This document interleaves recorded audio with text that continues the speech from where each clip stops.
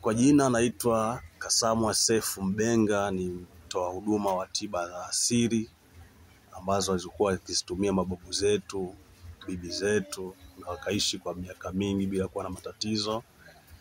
Kwa hiyo kwa matibabu ya aina yoyote, fuatilia kipindi changu, utanipata, tutaweza kusaidizana. Hata ukiwa mbali utatibiwa. Hii ni dawa ya bawasiri. Hii ni dawa ya mvuto bahati, kwenye biashara unaweza kuchoma, kuoga. Hii ni vidonge vya malaria, UTI. Hii ni dawa ya kuondoa majini, mashetani wa kila design yoyote. Hiyo ni dawa ya kupandisha jini, ya kuondoa vitu vyote vichafu. Hii ndio ofisi yetu ya kuuza dawa za asili, na hii ni ofisi ya matibabu.